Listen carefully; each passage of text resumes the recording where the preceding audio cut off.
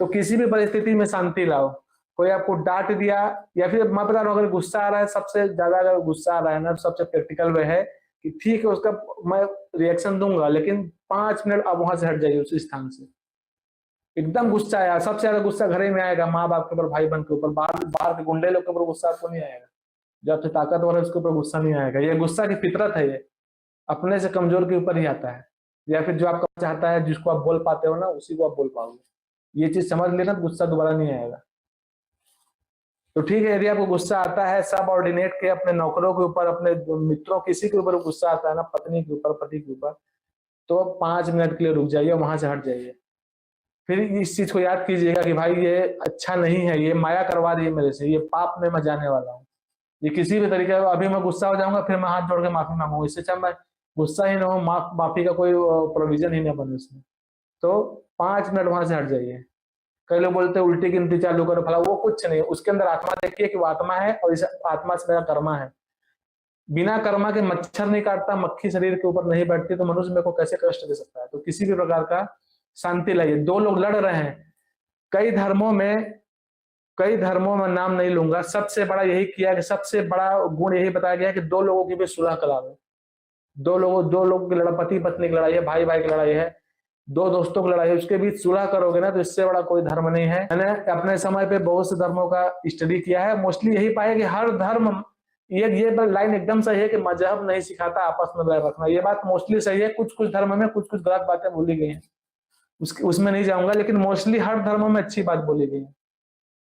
तो उसमें बोला गया है कि दो लोगों के बीच में जो सॉर्ट आउट करा देना, उससे बड़ा कोई धर्म, उससे बड़ा कोई पुण्य काम नहीं है। तो सत्य, प्रेम, दया, क्षमा, शांति में आपको बता दिया, ये मैत्री आएगी। मैत्री बहुत जबरदस्त होगी, लेकिन मैत्री अभी नहीं हो सकती। अभी आपका मित्र आपको बोलेगा चलो स्कूटी लेकर घूमने चलते हैं, बोलेगा नहीं भाई मैं अपना गाड़ी तेरे को नहीं दूंगा, तुरंत आप कट हो जाओगे। अब बोलेगा अच्छा मैं इतना तुम्हारे लिए किया, आप ही बोलोगे मैं इतना किया तो भूल गया, आप तो छोटे से काम के लिए ना बोल दिया, तो ये मित्रता टूट गई। तो ये मैत्री नहीं है, ये रियल मायने में मैत्री। तो सुदामा जी उनको चना नहीं दिए थे कृष्ण जी को, लेकिन जब वो उनके यहाँ गए तो उनको पूरा सोने का राज दे दिए।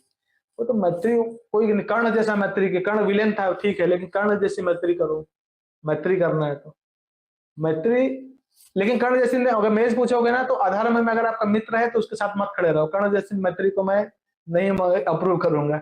कर्ण जैसे मैत्री मत करो। अगर यदि कर्ण जैसे मैत्री करोगे तो उसके साथ डूबोगे, अधर्म के साथ। माता द्रौपदी का चीरहरण हो रहा था, उस समय बड़े बड़े महारथी, अतिरथी बैठे थे, सब चुपचाप थे, सब मारे गए। अधर्म को देख के मौन नहीं होना चाहिए। ठीक है, अब मैं अपनी बात बोल दिया। अब आप लोग बताइए, आप लोगों को क्या कंफ्यूजन है ऑफ द टॉपिक, और किसी भी आउट ऑफ कॉन्टेक्स्ट बात करेंगे तो मैं उसको ले सकता हूं, लेकिन ज्यादा करेंगे तो फिर ब्लॉक हो जाएंगे। जय श्री माधव।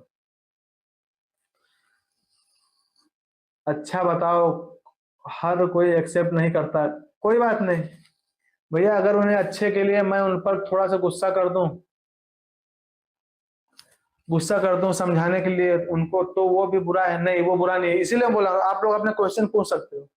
यदि आप किसी के भले के लिए गुस्सा कर रहे हो, डांट रहे हो, तो वो क्रोध नहीं है, और वो पाप में नहीं आएगा।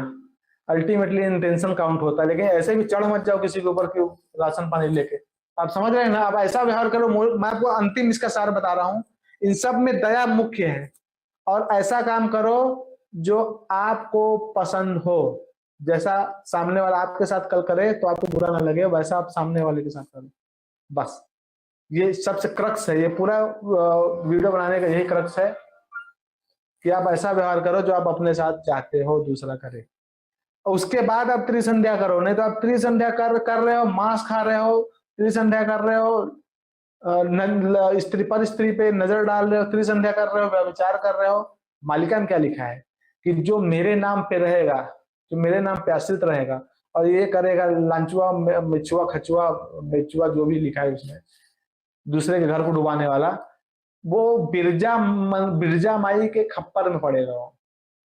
और फिर आप लोग लाख हाथ पांव पटक लो, कोई सुनने वाला नहीं है कि वो भैया बोले थे त्रिसंध्या करो तो मेरे साथ ये सब क्यों हो रहा है, या पंडित जी बोले थे भाई त्रिसंध्या करो तो मेरे को तो काली मैया पर घसीट के ले जा रही है, या फिर बेमौत मारा गया मैं। तो ये आप किसी को ब्लेम नहीं कर पाओगे, क्योंकि सारी चीजें बता के बैठे हैं हम लोग।